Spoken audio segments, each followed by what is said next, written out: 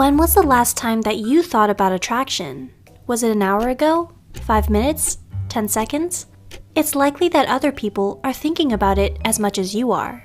Here are 7 psychological things we do that make us less attractive. Number 1. Acting cool and distant. While procrastination might feel good, it isn't attractive.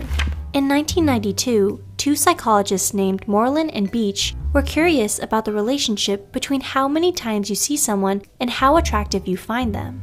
They had 4 women pretend to be students in a large intro psych class. At the end of the semester, students in the class were asked to rate how attractive they found each of the women. What the researchers found was that the fewer classes a woman attended, the less attractive they were rated by other students. The other students basically forgot about her.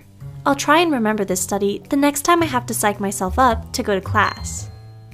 Number 2. Acting clingy. It's the classic young love phenomenon, constantly hanging out together.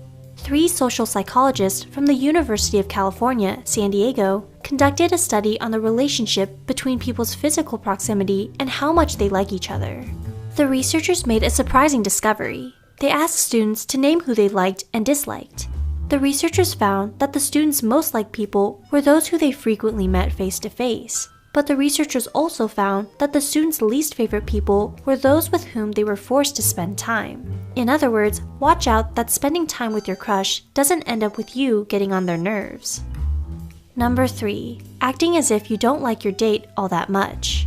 When grandma told you it always pays to smile, were her words backed up by science? Psychologists Curtis and Miller randomly paired participants. One student in the pair was led to believe that their partner either liked or disliked them. Those who thought they were liked were nicer, and their partners ended up liking them more. The researchers concluded that so-called reciprocal liking is a self-fulfilling prophecy. If your partner thinks you like them, they'll be nicer to you, which in turn makes the whole relationship better. And the opposite is also true. If they think that you don't like them, they'll be meaner, and the whole relationship will suffer. Turns out that grandma was onto something. Number 4. Revealing too much too soon. In 2011, researchers told female undergrads that their Facebook profiles had been viewed by male students, and that they would now be viewing the profiles of those guys. You can probably imagine that the women were intrigued. The women were split into groups, and were told either that he liked their profile or that the researchers didn't know whether he liked their profile. The women were most attracted to the men who didn't reveal whether they liked the women.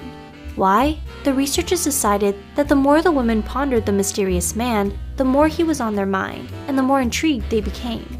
Austin Powers' nickname was actually pretty honest. The magical man of mystery does get the dates. Number 5. Going on boring dates. 2 psychologists in Vancouver, Canada, did a study on misattribution of arousal, which is when people make mistaken inferences about what is causing them to feel the way they do. They had an attractive female research assistant give male participants a questionnaire. In the first group, she asked them the questions while they were on a scary suspension bridge. In the second group, she asked them while on a low, small bridge. Those on the scary bridge were more excited because of the bridge, and were more attracted to the research assistant and more likely to call her later. On your next date, don't just get coffee. That's boring. Instead, go see fireworks or ride go-karts. Number 6. Using cheesy pickup lines. Psychologists who study attraction have identified 3 general strategies for pickup lines. Cute flippant, for example, your place or mine. Innocuous, such as, what do you think of the music? And direct, as in, can I buy you lunch? A study asked men and women which pickup lines they preferred to receive. Most strategies worked for men being approached by women. However, women tend to prefer innocuous and direct lines over cute flippant ones. Bottom line, groaners aren't attractive. So now you know, asking someone, did it hurt when you fell from heaven, is scientifically the lamest possible thing to say. Number 7. Not having a wingman or wingwoman.